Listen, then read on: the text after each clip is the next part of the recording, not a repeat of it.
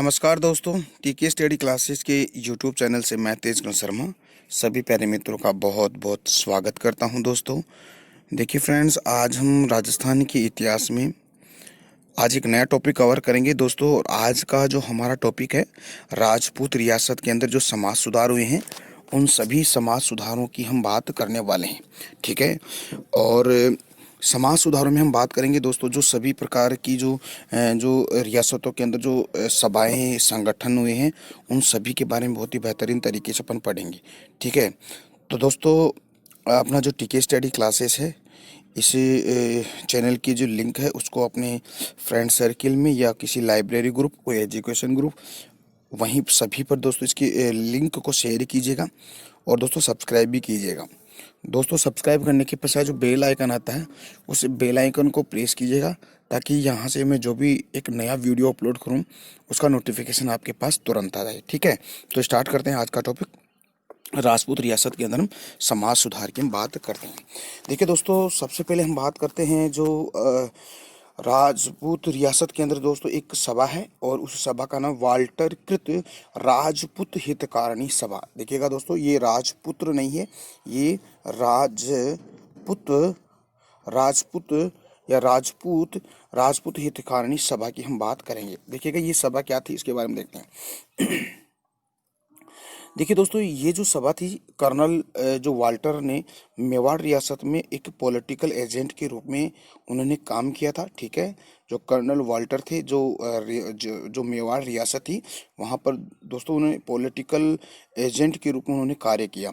कुछ समय के लिए ये राजस्थान के कार्यवाहक एजीजी भी रहे हैं दोस्तों, यानी कि कुछ समय के लिए दोस्तों ये जो Walter Walter colonel Walter ji हैं, ये जो राजपूत रियासत के अंदर या राजस्थान के अंदर जो कार्यवाहक एजीजी रहे हैं दोस्तों। एजीजी का मतलब होता है दोस्तों agent to governor general of India. तो इस पद पर उन्होंने कुछ समय के लिए काम भी किया। ठीक है दोस्तों। तो उन्होंने राजपूत हितकारिणी सभा की, यानी कि वाल्टर कृत राजपूत हितकारिणी सभा की स्थापना कब की है, इसको आप याद रखिएगा। देखिएगा, इसकी स्थापना दोस्तों फरवरी 1899 के अंदर इस वाल्टर कृत राजपूत हितकारिणी सभा की उन्होंने स्थापना की। और दोस्तों जो इस हितकारिणी सभा का जो हेड क्वार्टर था, ये अजमेर के अंदर था। और उस समय भारत का जो गवर्नर जनरल था दोस्तों, लॉर्ड कर्जन। ठीक है। तो आपको पता है कि लॉर्ड कर्जन ने 1905 में दोस्तों उन्होंने बंगाल का विभाजन किया था, उसकी उस समय की ये बात है। ठीक है। तो वाल्टीकृत राजपूत हितकारिणी सभा की स्थापना 1899 को हुआ और यहाँ इसका हेड क्वार्टर था दोस्तों, ये अजमेर में था। देखिए इसके बारे में हम बात करते हैं, इस सभा के बारे में। देखिए इसकी इसकी संरचना देखें, यानी कि इस सभा का स्ट्रक्चर अगर देखें तो दोस्तों इसके अंदर एक अध्यक्ष और उपाध्यक्ष और एक सचिव होता था। तो इस इस सभा के अंदर दोस्तों अध्यक्ष था, वो राजस्थान का जो एजीजी हुआ करता था वही इसका अध्यक्ष था। ठीक है। यानी कि एजेंट टू गवर्नर जनरल ही इस वाल्टीकृत राजपूत हितकारिणी सभा के अध्यक्ष हुआ करता था। ठीक है। और उपाध्यक्ष की अगर बात करें दोस्तों, उस समय उपाध्यक्ष इसका जो हेड क्वार्टर था अजमेर, यानी कि अजमेर का एक कमिश्नर है, वो कमिश्नर इसका उपाध्यक्ष रहा था। ठीक है। इसका अगर सचिव की बात करें दोस्तों, तो इसका सचिव जो एक अंग्रेज अधिकारी होता था, यानी कि अंग्रेज अधिकारी जो स्थायी सचिव हुआ करता था। तो इसकी संरचना ऐसी थी, यानी कि एक अध्यक्ष, एक उपाध्यक्ष और एक सेक्रेटरी हुआ करता था। जो अध्यक्ष तो दोस्तों जो राजस्थान का एजीजी था वो तो होता था, और इसका उपाध्यक्ष दोस्तों अजमेर जो रियासत थी, यानी कि इसका जो हेड क्वार्टर था वहीं से एक कमिश्नर को उपाध्यक्ष बनाया जाता था। और दोस्तों इसका जो सेक्रेटरी होता था वो एक अंग्रेज अधिकारी होता था, और वो होता था दोस्तों स्थायी हुआ करता था। देखिए दोस्तों, जो वाल्टर कृत हितकारिणी सभा है जिसकी स्थापना फरवरी 1899 में हुई थी, तो इसका मुख्य उद्देश्य क्या था, यानी कि इस सभा के गठन का, यानी इस सभा की स्थापना का मुख्य उद्देश्य क्या था, यानी इसका पर्पज क्या था। अगर पर्पज की अगर बात करें दोस्तों, तो इसका पर्पज है सामाजिक बुराइयों को समाप्त करना। यानी कि राजस्थान के अंदर दोस्तों जो सामाजिक बुराइयां फैली हुई थी, उन सभी सामाजिक बुराइयों को समाप्त करने के लिए दोस्तों वाल्टर कृत राजपूत हितकारिणी सभा की स्थापना की थी दोस्तों 1899 के अंदर।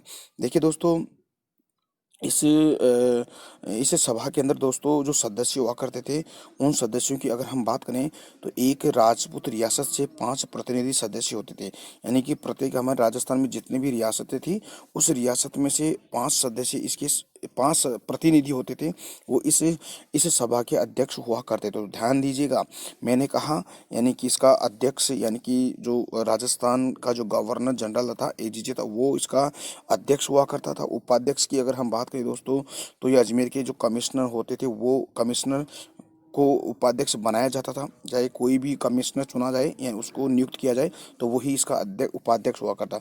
और दोस्तों सचिव हुआ करता, वो एक स्थायी अंग्रेज अधिकारी होता था। ठीक है। और अगर सदस्यों की अगर बात करें, यह रियासत प्रत्येक राजस्थान की रियासत से 5 प्रतिनिधि सदस्य चुनकर जाते थे, किसमें, इस सभा के अंदर।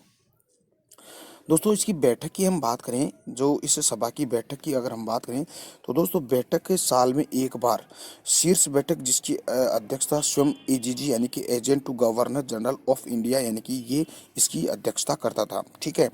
देखिएगा, एजीजी अगर हम कहें governor general of agent to governor general, ये इसकी बैठक में इस सभा के लिए अध्यक्षता वो करता था। ठीक है। इसकी रिपोर्ट बाद में भारत के गवर्नर जनरल के पास भिजवाना पड़ता था। देखिएगा, जो अध्यक्षता करता था, यानी कि कोई भी एजीजी हुआ करता था, वो इसकी अध्यक्षता करता था। और इसके बाद में इस इसकी रिपोर्ट तैयार की जाती थी, और रिपोर्ट तैयार करके जो भी भारत का गवर्नर जनरल होता था, उसके पास इसकी रिपोर्ट भेजी जाती थी। अगर हम इस समय यानी कि स्थापना के समय की अगर हम बात करें दोस्तों, यानी कि 1899 की अगर बात करें, तो उस समय हमारे भारत का गवर्नर जनरल था दोस्तों, लॉर्ड कर्जन हुआ करता था। ठीक है। देखिएगा, आगे हम बात करते हैं। इस रिपोर्ट के आधार पर राजस्थान में सामाजिक, धार्मिक और महत्व पर निर्णय लिए जाते थे। यानी कि इस रिपोर्ट में किस किस बातों की जानकारी हमें मिलती है, कि आपको पता है कि राजस्थान में जो बुराइयां फैली हुई थी, उन बुराइयों को समाप्त करने के लिए वाल्टर कृत हितकारिणी सभा की स्थापना की गई थी। और इसमें जो सामाजिक और धार्मिक महत्व पर बहुत ही ज़्यादा निर्णय लिए जाते थे। ठीक है। इसके अधीन सभी रियासतों में राज्य स्तरीय सभा होती थी, और इसके अधीन जितने भी रियासतें होती थी, वहाँ पर एक राज्य स्तरीय सभा भी हुआ करती थी। ठीक है। तो ये तो हमने दोस्तों इसके बारे में बात कर ली है। दोस्तों इसकी और अगर हम बात करें, तो इसमें दो बात और देख लेते हैं। देखिएगा, प्रत्येक राज्य स्तरीय सभा जो हितकारिणी सभा के रेगुलेट करती थी, यानी कि जो भी इसके नीचे जो राज्य स्तरीय जो सभा हुआ करती थी, उसका उसको सबको उसको मतलब रेगुलेट की अगर हम बात करें या हम संचालन की बात करें, तो दोस्तों ये जो इनके राज्य स्तरीय सभा का संचालन राहत ये सभा ही करती थी, यानी राजपूत हितकारिणी सभा ही करती थी। ठीक है। जिसके सरकार की नीतियों को लागू करना होता, और जिससे ये क्या है, सरकार की नीतियों को लागू करती थी। ठीक है।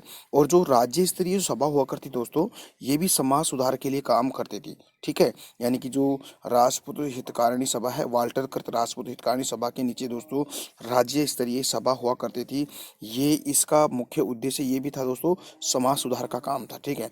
तो दोस्तों आपको ये जो ये सभा है, यानी कि वाल्टर कृत राजपूत हितकारिणी सभा के बारे में आपको समझ में आ गया होगा। ठीक है।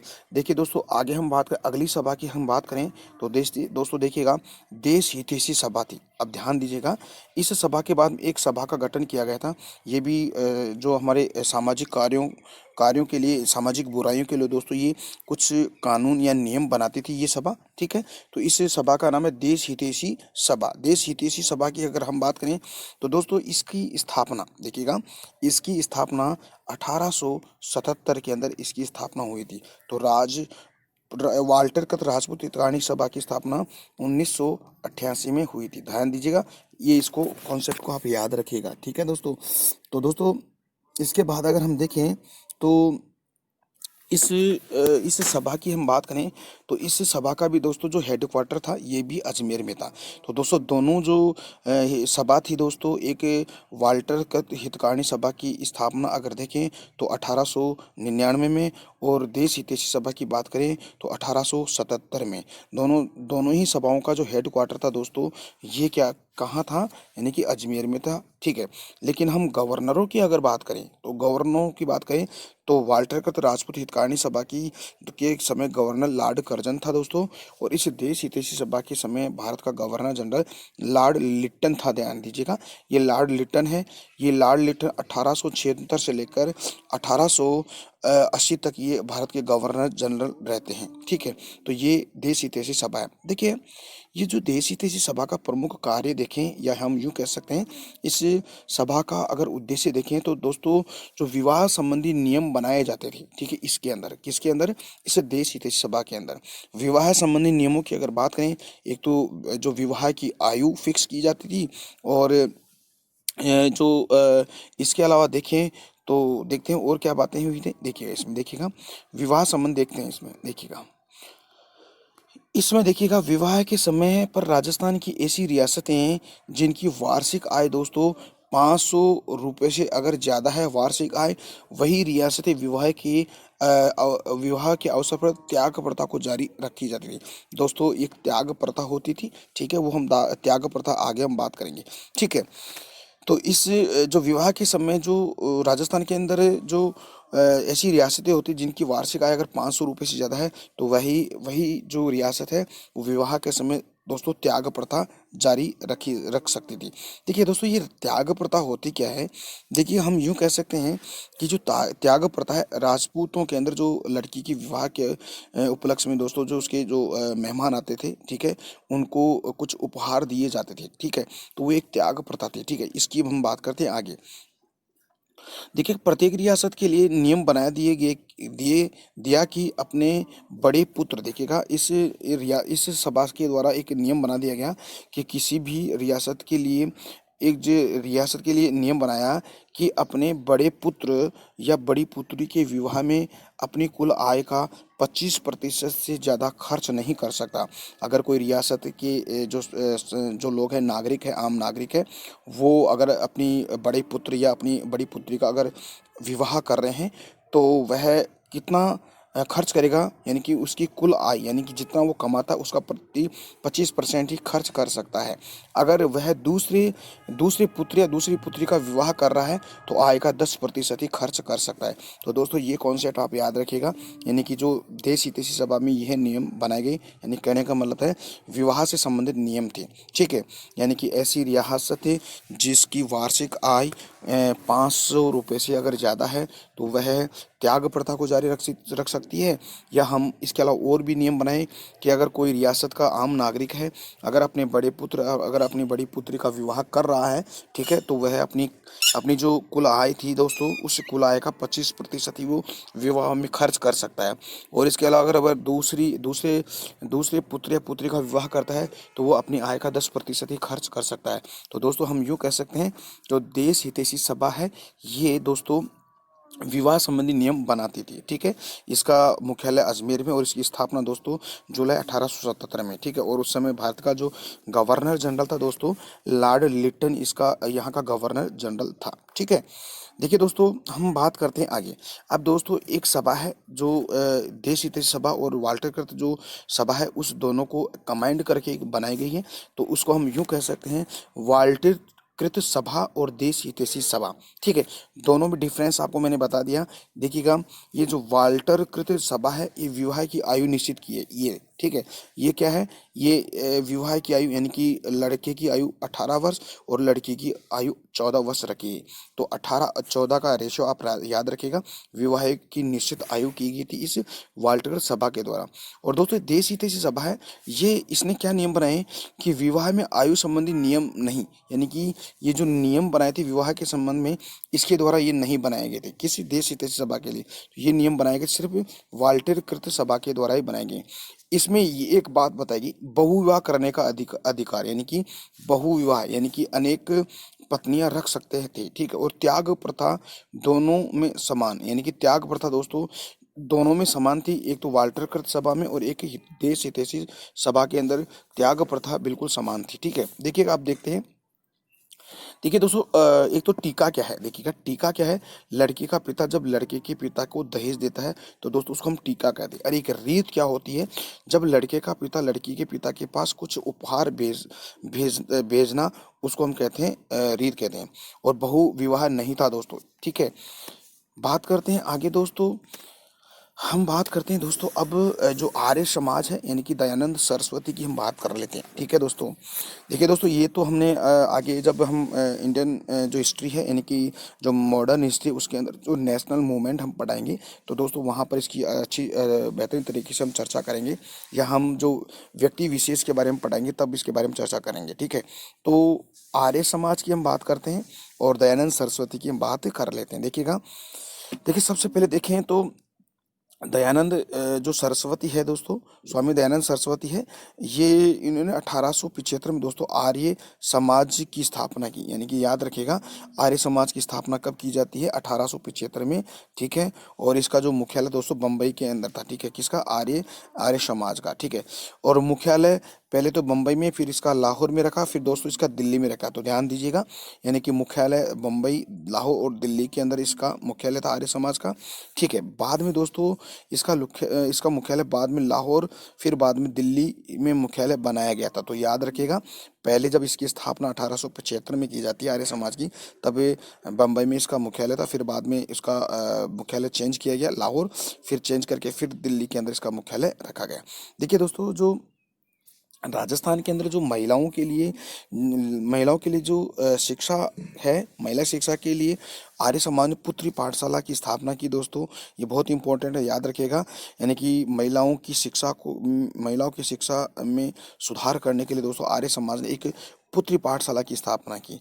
और दोस्तों यह पुत्री पाठशाला की स्थापना दोस्तों 1898 में अजमेर में स्थापित की। और ये राजस्थान की पहली पुत्री पाठशाला, तो बहुत ही इम्पोर्टेंट है, इस कॉन्सेप्ट को याद रखिएगा कि जो राजस्थान में पहली पुत्री पाठशाला की स्थापना 1898 में अजमेर में स्थापित की गई थी, जिसका नाम दोस्तों आगे जाकर मथुरा प्रसाद पुत्री पाठशाला रखा गया। तो याद रखिएगा, मथुरा प्रसाद पुत्री पाठशाला की स्थापना 1898 में अजमेर के अंदर दोस्तों पहली पुत्री पाठशाला की स्थापना की गई थी, ठीक है।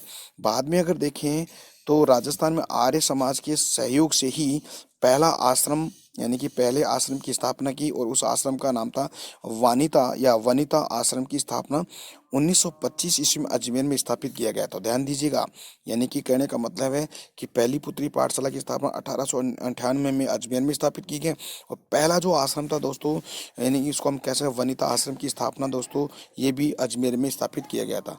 और दोस्तों ये 1925 में की गई थी, ठीक है, याद रखिएगा। अब देखते हैं दोनों को संयुक्त रूप से अब देख लेते हैं। देखिएगा, हम देखते हैं कि राजस्थान में पहली पुत्री पाठशाला की स्थापना, इस पुत्री पाठशाला का नाम है मथुरा प्रसाद पुत्री पाठशाला, स्थापना 1898 में अजमेर में। और पहला जो आश्रम है दोस्तों वनिता आश्रम, इसकी स्थापना 1925 में अजमेर में। दोस्तों उन दोनों का मुख्य उद्देश्य अगर देखें तो वनिता आश्रम में अ, आश्रम से असहाय, निरीक्षित, बेसहारा महिलाओं को विभिन्न प्रकार की सुविधा प्रदान करता था। तो ये वनिता आश्रम था दोस्तों, जो अजमेर के अंदर स्थापित किया गया था 1925 के अंदर। याद रखिएगा, बहुत इंपॉर्टेंट है, ठीक है। अब हम बात करें रियासतों में अंग्रेजी शिक्षा। अब देखते हैं, जो भारत राजस्थान की जो रियासत है वहाँ पर अंग्रेजी शिक्षा को भी प्रोत्साहन दिया गया था। और अंग्रेजी शिक्षा के लिए दोस्तों क्या क्या ब्रिटिश सरकार के द्वारा सहयोग किया गया था, उसकी हम बात करते हैं। देखिएगा, राजस्थान में अंग्रेजी शिक्षा का सबसे पहला प्रयास दोस्तों जावेद केरी व डेनिस द्वारा किया गया था। यानी कि पहली बार, यानी कि राजस्थान में अंग्रेजी शिक्षा का जो पहल किया गया था पहली बार, उसमें हम देखें तो जावेद केरी और एक है डेनिस, इसके द्वारा किया गया था। देखिएगा, जो जावेद केरी के अनुसार अगर देखें तो राजस्थान का पहला अंग्रेजी स्कूल 1819 ईस्वी में अजमेर में स्थापित किया गया था। किसके किसके द्वारा, जावेद केरी के द्वारा। तो पहला अंग्रेजी स्कूल 1819 ईस्वी में अजमेर में जावेद केरी के माध्यम से स्थापित किया गया था। तो ये भी आप याद रखिएगा, ठीक है। दूसरी अगर हम बात करें दोस्तों, एक दरबार स्कूल है, यानी कि राजा मोतीहारी के द्वारा स्थापित की गई थी। और ये दरबार स्कूल की हम चर्चा करते हैं। देखिए दोस्तों, इस दरबार स्कूल में दोस्तों जो उच्च कुल के जो स्टूडेंट थे वो ही इसके अंदर शिक्षा ग्रहण करते थे, ठीक। तो उसकी हम बात करते हैं। देखिएगा, राजस्थान की रियासतों में अपनी तरफ से शिक्षा के क्षेत्र में वृद्धि करने के लिए अपनी तरफ से स्कूलों की स्थापना की गई। यानी कि राजस्थान के अंदर जो पहली जो दरबार स्कूल लगाई गई थी, यानी कि राजा मोतीहरी के द्वारा जोधपुर में स्थापित करवाया गया था 1867 में। तो दोस्तों ये याद रखिएगा, यानी कि दरबार स्कूल की स्थापना सबसे पहले दोस्तों जोधपुर में 1867 ईस्वी के अंदर राजा मोतीहारी के द्वारा स्थापित की जाती है। ठीक है, ये याद रखिएगा 1867 के अंदर। बाद में दोस्तों अंग्रेजी सरकार ने इस स्कूल को अपने अधीन कर लेती है और 1869 में इस पर अंग्रेजी सरकार का अधिकार हो जाता है। स्थापना होती है दोस्तों 1867 में, और दोस्तों 1869 में दोस्तों अंग्रेज सरकार के अधीन हो जाती है ये कौन सी दरबार स्कूल, जो राजा मोतीहारी के द्वारा जोधपुर में स्थापित की गई थी। दरबार स्कूल का संबंध दोस्तों जोधपुर रियासत है। अब मैंने आपको बताया कि जोधपुर रियासत में ही इसकी स्थापना हुई थी। तो दरबार स्कूल का जो संबंध है कहाँ है दोस्तों, जोधपुर रियासत से रिलेटेड है, याद रखिएगा। तो ये तो हमने बात कर ली दोस्तों दरबार स्कूल के बारे में। देखिएगा एक मिशनरी शिक्षा है दोस्तों 1860 के अंदर ब्यावर के अंदर ये पहली बार मिशनरी जो शिक्षा है उसको लागू किया गया था। देखिएगा राजस्थान में 1860 में मिशनरी शिक्षा का प्रारंभ हमारे जो ब्यावर यानी कि अजमेर से प्रारंभ होता है। देखिएगा मिशनरी शिक्षा की स्कूलें ब्यावर में स्थापित किए गए थे। मिशनरी शिक्षा का अर्थ ब्रिटेन से अंग्रेजी शिक्षा का प्रचार प्रसार के लिए भारत आए थे। यानी कि दोस्तों उनको ये पहली बार मिशनरियों को दोस्तों अंग्रेजी शिक्षा का प्रचार प्रसार करने के लिए सरकार ने दोस्तों 1913 में उनको ये इजाज़त दी गई थी। यानी कि ये मिशनरी शिक्षा के लिए, मिशनरी इंग्लिश शिक्षा के लिए है ना, अंग्रेजी शिक्षा के लिए। लेकिन दोस्तों उन्होंने ईसाई धर्म का प्रचार प्रसार किया और इसका गलत फ़ायदा उन्होंने उठाया था। ठीक है, वो तो हम बात करेंगे आगे नेशनल मूवमेंट में। ठीक है, तो ये तो बात हो गई मिशनरी शिक्षा। और पहली जो मिशनरी शिक्षा का प्रारंभ दोस्तों ब्यावर अजमेर से किया जाता है 1860 ईस्वी में। ठीक है, अब देखिए नॉवेल्स स्कूल की हम बात करें, बहुत ही इंपॉर्टेंट है, यहाँ से क्वेश्चन आता है दोस्तों। जो नॉवेल्स स्कूल है, ये नॉवेल स्कूल 1866 में जयपुर के अंदर स्थापित किया गया था। बहुत इंपॉर्टेंट है, इसको याद रखिएगा। देखिएगा इसमें नॉवेल्स स्कूल में कौन कौन स्टडी कर सकता था। देखिएगा नॉवेल्स स्कूल की अगर चर्चा करें तो दोस्तों जो राजा महाराजा हुआ करते थे उसकी जो बेटा और बेटे यानी कि उनके पुत्र पुत्रियां और दोस्तों सामंतों के पुत्र पुत्रियों को पढ़ाने के लिए जयपुर रियासत ने अलग अपनी तरफ से एक नॉवेल्स स्कूल की स्थापना की थी। दोस्तों ये याद रखिएगा, नॉवेल्स स्कूल की स्थापना कहाँ होती है, पहली बार जयपुर में 1866 ईस्वी में। ठीक है, नॉवेल्स का दोस्तों अर्थ क्या होता है, उच्च कुल के व्यक्ति। नॉवेल्स का अर्थ ही दोस्तों उच्च कुल के व्यक्ति होते हैं। तो इसमें सीधी सी बात है कि दोस्तों इसमें उच्च कुल के व्यक्ति ही पढ़ेंगे। यानी कि यह तो हम कह सकते हैं जो राजा महाराजा है, राजा महाराजा या सामंतों के पुत्र पुत्रियों के लिए जयपुर के अंदर ये स्थापित की गई थी नॉवेल्स स्कूल 1866 में। देखिएगा नॉवेल्स स्कूल राजस्थान का पहला जयपुर में 1866 में दोस्तों स्थापित किया गया था, आपको पता है। ठीक है, नॉवेल्स स्कूलों के बारे में। अब हम देखते हैं दोस्तों जो मेयो स्कूल की बात करें दोस्तों, यहाँ पर आपको थोड़ा प्रॉब्लम होगी दोस्तों दिखने में, तो मैं आपको बता देता हूँ पढ़ के, कोई दिक्कत वाली बात नहीं है। ठीक है, देखिएगा मेयो कॉलेज की स्थापना, यानी कि सबसे पहले अगर देखें दोस्तों मेयो कॉलेज की स्थापना 1875 में दोस्तों अजमेर के अंदर ये स्थापित करवाया जाता है मेयो कॉलेज। देखिएगा उस समय दोस्तों भारत के गवर्नर जनरल मेयो थे, तो लॉर्ड मेयो थे, तो उन्होंने ये कॉलेज की स्थापना करवाई थी 1875 में अजमेर में। ठीक है दोस्तों, तो दोस्तों अगर आप अजमेर जाओ तो ऑन रोड पे है दोस्तों ये मेयो कॉलेज, लेफ्ट साइड में है, अगर आप जाओ तो देखना दोस्तों इसको। तो दोस्तों इसके अंदर हम बात करें तो मेयो कॉलेज 1850 अजमेर में। देखिएगा यह स्कूल खोलने के लिए कर्नल वाल्टर ने लॉर्ड मेयो से ये सलाह ली थी, और लॉर्ड मेयो उस समय भारत के दोस्तों गवर्नर जनरल थे। दोस्तों ये 1869 से लेकर 1875 तक दोस्तों ये गवर्नर जनरल रहते हैं। ठीक है, और 1875 में दोस्तों उन्होंने इसकी स्थापना की मेयो कॉलेज की। राजा महाराजाओं के पुत्र पुत्रियों को अंग्रेजी शिक्षा के लिए दोस्तों मेयो कॉलेज खोले गए थे। यानी कि यहाँ जो राजा महाराजा हैं उनके पुत्र पुत्रियों के लिए दोस्तों इंग्लिश शिक्षा के लिए ये स्कूल कॉलेज खोला गया था दोस्तों। तो दोस्तों ये तो हमने समाज के बारे में, समाज सुधार के बारे में हमने पढ़ लिया।